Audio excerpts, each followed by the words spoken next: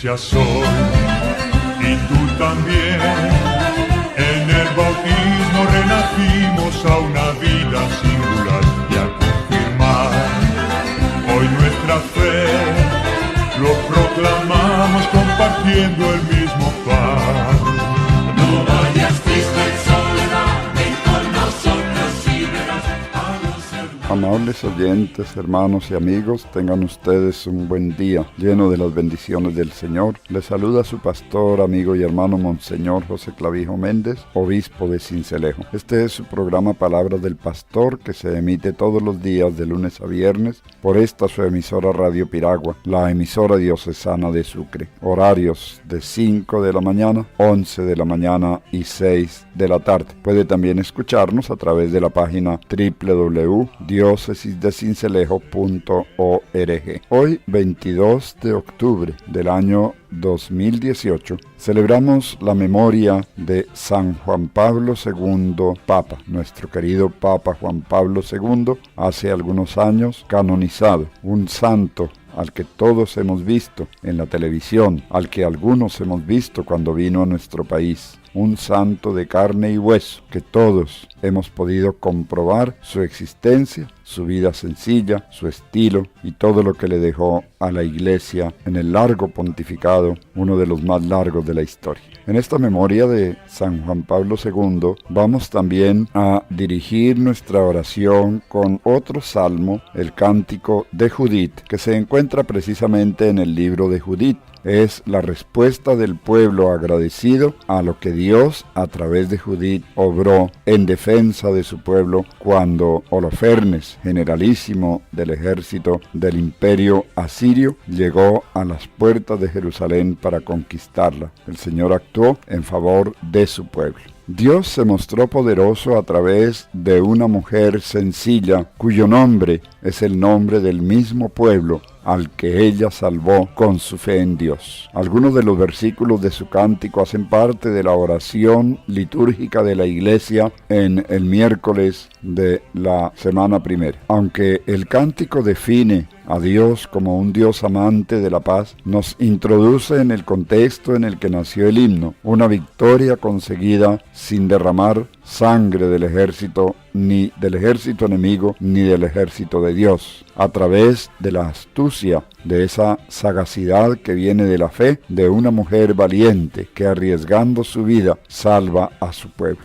Varios siglos después, el autor de este texto quiere dar a sus hermanos y hermanas en la fe, tal vez desalentados ante otra situación difícil que se pudo presentar, el ejemplo de aquella mujer cuando Nabucodonosor, irritado por la oposición del pueblo judío frente a sus deseos de conquista y sus pretensiones de introducir la idolatría en todos los pueblos conquistados, envió al general Holofernes con la misión de doblegar y aniquilar a Israel. En el fondo, el autor sagrado quiere reafirmar precisamente un principio para fortalecer la fidelidad al Dios de la alianza en los creyentes de su tiempo. Hay que confiar en Dios. El auténtico enemigo de Israel debe temer no a los poderosos de la tierra, sino su infidelidad frente al Señor, porque es esta última la que lo priva de la protección de Dios y lo hace vulnerable. Cuando el pueblo es fiel, puede contar con el poder de Dios, admirable en su fuerza e invencible. Principio espléndidamente ilustrado en esta historia de Judith. Ya Israel está invadida por los enemigos. El cántico refleja el dramatismo de aquel momento de tanta tensión. Vinieron los asirios de los montes del norte, vinieron con tropa innumerable. Su muchedumbre obstruía los torrentes y sus caballos cubrían las colinas. Se subraya con sarcasmo la efímera jactancia del enemigo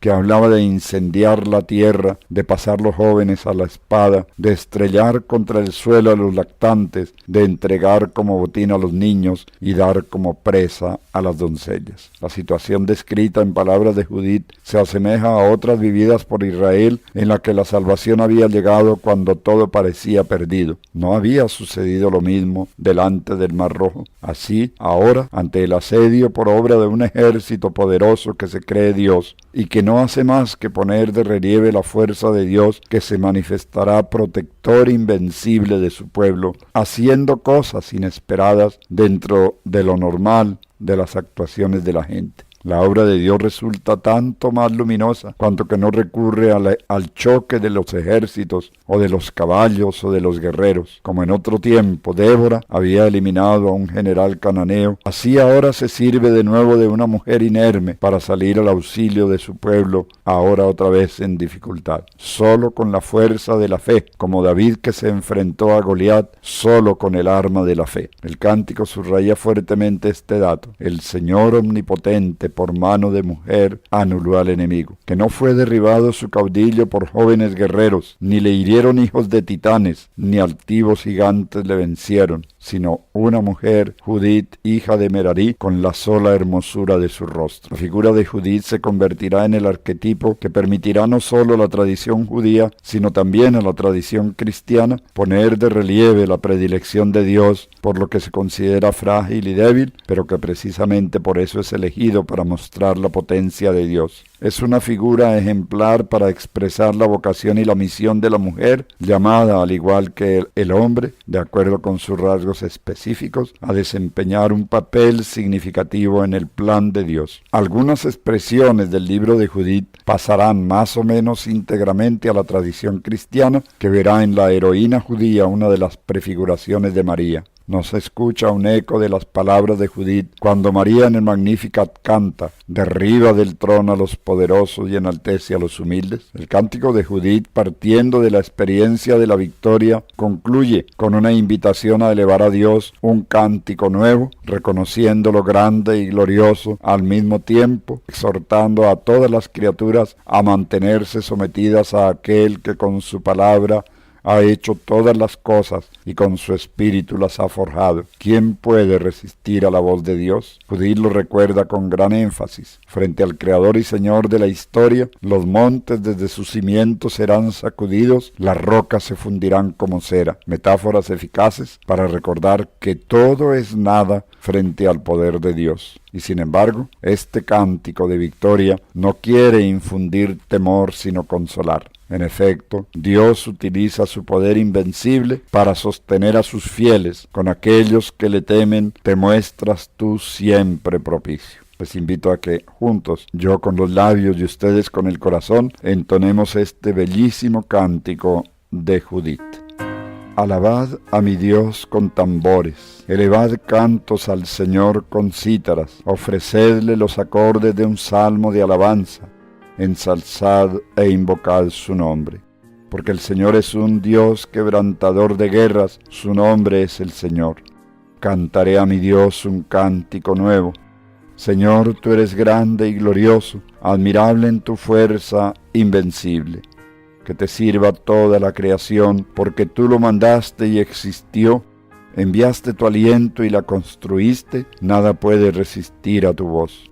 Sacudirán las olas los cimientos de los montes, las peñas en tu presencia se derretirán como cera, pero tú serás propicio a tus fieles. Gloria al Padre y al Hijo y al Espíritu Santo, como era en el principio, ahora y siempre, por los siglos de los siglos. Amén.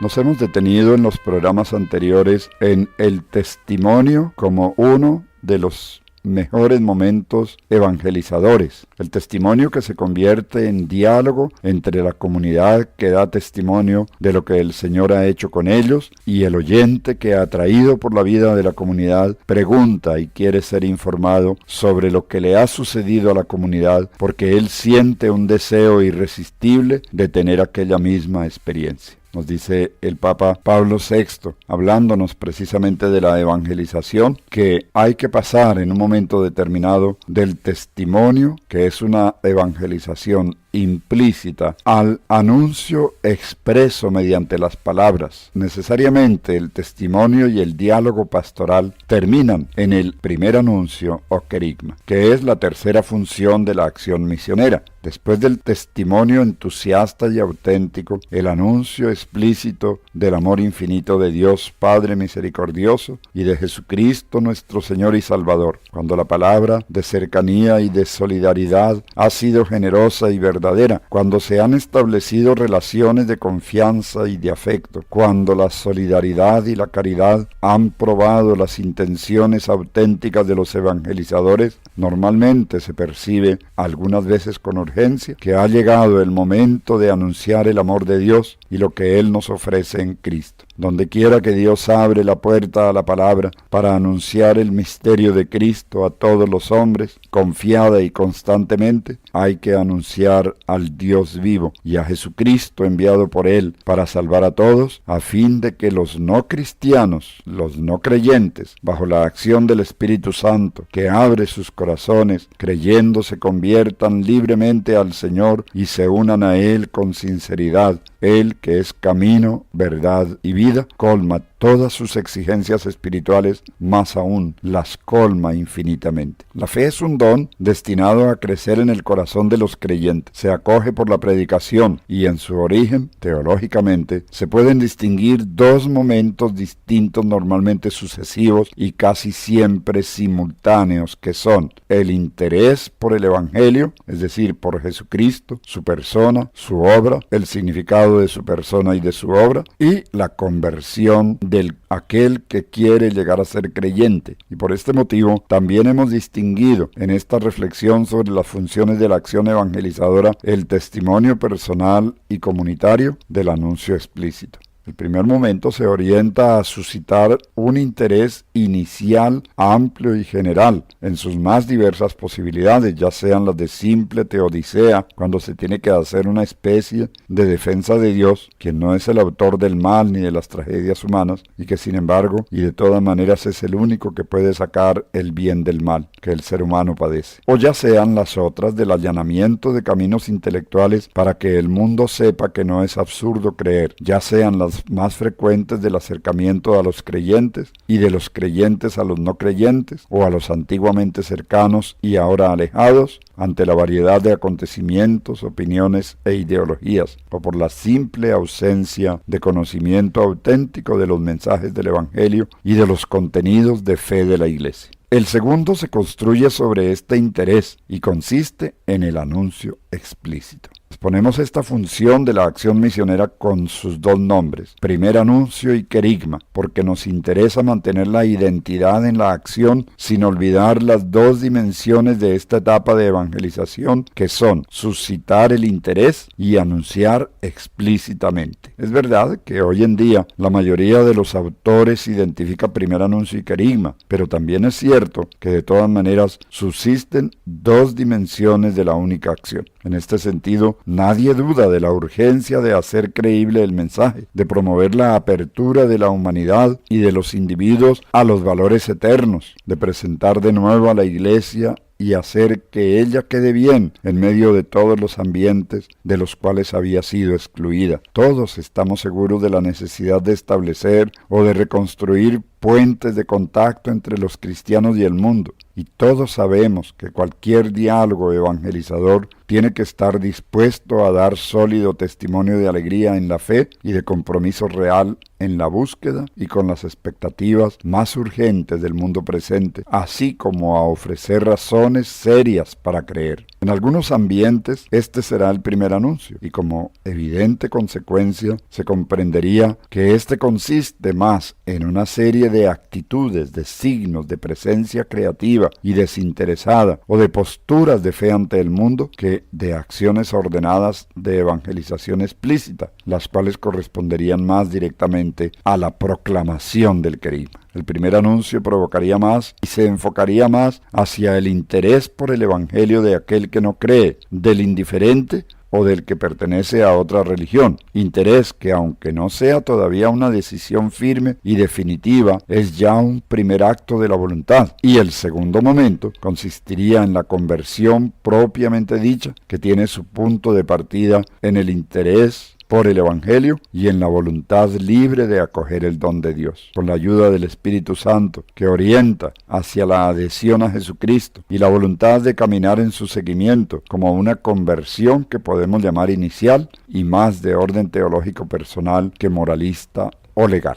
Si bien la distinción es de solo de orden y para comprender mejor la complejidad del momento evangelizador que vivimos, es urgente saber de todas maneras que el primer anuncio o querigma es el primero por su importancia, y que esto no significa simplemente que está al comienzo y después se olvida o se reemplaza por otros contenidos mejores o superiores. Es el primero también en el sentido cualitativo, porque es el anuncio principal. Es ese que siempre hay que volver a escuchar de diversas maneras, y ese que siempre hay que volver a anunciar de una forma o de otra a lo largo de la catequesis y de todo el proceso formativo en todas las etapas y en todos los momentos. Más aún, que debe ocupar el centro de actividad evangelizadora y de todo intento de renovación eclesial. Estas afirmaciones son de una trascendental importancia en el momento que estamos viviendo. Hay mucha preocupación en la Iglesia, por ejemplo, y precisamente en estos días hemos tenido el desarrollo del sínodo de los obispos en el Vaticano, a donde han ido más de 2.000 obispos de todo el mundo, delegados por las conferencias episcopales, y muchísimos jóvenes, para tratar un tema que es de fundamental importancia. Y seguramente algunos que sienten el deseo de estar informados acerca de las cosas de la Iglesia y de estar bien informados, recurren a los informativos eclesiales que nos darán con una mayor objetividad la información sobre la marcha de la Iglesia en Colombia y en el mundo. Y nos hemos enterado de que precisamente en estos días se ha reunido el sínodo de los obispos, sínodo ordinario, para tratar un tema muy preocupante, realmente preocupante. Y me voy a detener un poquito en hacer énfasis en el tema por qué es tan preocupante. Si nosotros abrimos las páginas de nuestro proyecto diocesano de pastoral y evangelización, unos simples números que encontramos en las páginas introductorias cuando estamos hablando de la realidad pastoral de la diócesis, nos ponen en evidencia una realidad que no ocurre solamente en el departamento de Sucre, sino en todo el mundo. Y es más, aún es mucho más dramática que entre nosotros en ambientes, por ejemplo, de las grandes ciudades en Colombia y en ambientes en otros países que nosotros llamamos países civilizados o países de primer mundo. Los jóvenes no logran ningún tipo de afinidad ni de simpatía con la Iglesia. Y esto es un problema muy serio, porque sin los jóvenes, la Iglesia culminaría con la generación actual. Las próximas generaciones ya no serían de la Iglesia. De modo que nos encontramos frente a un problema de evangelización. Les invito a mirar nuestro proyecto diocesano de pastoral y evangelización, unas estadísticas que no nos pueden dejar tranquilos ni indiferentes. Los jóvenes, en su inmensa pero inmensa y significativa mayoría, no están con la Iglesia, no se interesan por la Iglesia. Y todo parecería indicar que la Iglesia tampoco se preocupa de los jóvenes. Este es el tema que se está tratando en el sínodo, pero es un tema de vital importancia. ¿Por qué? Porque si los jóvenes no están con la Iglesia, no tendremos Iglesia en las próximas generaciones. Se habrá acabado la Iglesia. Y esto es sumamente grave porque sobre nuestra generación recaería la responsabilidad de haberle dado muerte a la Iglesia. Tanto más cuanto que ese no es el proyecto del Señor. El proyecto del Señor es: yo estaré con ustedes todos los días hasta el fin del mundo. Pero en algún otro lugar del Evangelio, el Señor hace una pregunta que parece que ver mucho con esto. Cuando el Hijo del Hombre venga, ¿encontrará la fe sobre la tierra? Si con nuestra generación termina la Iglesia, y no es la generación de la segunda venida del Señor, la siguiente generación, si es la de la venida del Señor, ya no será una generación creyente. Y entonces el impacto será tremendo. Cuando el Hijo del Hombre venga, ya no habrá encontrado fe sobre la tierra. Una enorme responsabilidad. Y ahora nosotros nos preguntamos, ¿y cómo le hacemos frente a esa situación? ¿Qué tendríamos que hacer para que las jóvenes generaciones lleguen a adherirse con fe a Cristo, llegue a ser la generación del relevo. Nosotros nos vamos, pero ellos quedan en la iglesia y quedan responsables de la iglesia. ¿Qué habría que hacer? No hay que hacer mucho esfuerzo para responderlo. Hemos estado hablando de ello todos estos días. Hay que evangelizar. Hay que evangelizar a los jóvenes. Y claro, eso nos trae otra serie de interrogantes. ¿Con qué lenguaje hacerlo? ¿Cómo interesarlos? ¿Cómo lograr que ellos se sientan atraídos por la iglesia? Si lo que estamos constatando es que no les atrae para nada la iglesia, ¿cómo cambiar esa actitud? ¿Qué tendríamos que hacer? ¿Cómo tendríamos que hacerlo? ¿Cuándo? Preguntas que no dejan de tener un tinte angustioso, aunque es sano mantener la calma. Pero tenemos que dar una respuesta a esta problemática. Tenemos que aprender a enfrentarnos a ella y buscar, junto con los jóvenes, que es lo que está haciendo la iglesia. Todavía hay jóvenes creyentes, jóvenes que pertenecen al mundo de los jóvenes y al mismo tiempo pertenecen a la iglesia. A ellos hay que preguntarles. Ellos son los que nos van a dar las pistas para una evangelización de los jóvenes. Eso está clarísimo. Y de ahí entonces la importancia de que nosotros le pongamos muchísima más atención a esas estadísticas que nos están condenando por el momento a desaparecer en las próximas generaciones. A que desaparezca la iglesia y desaparezca el cristianismo. Entonces, evangelización de los jóvenes. Salida misionera hacia los jóvenes. Salida misionera de los jóvenes para los jóvenes. Bueno, no sé cómo tendríamos que pensar ese capítulo,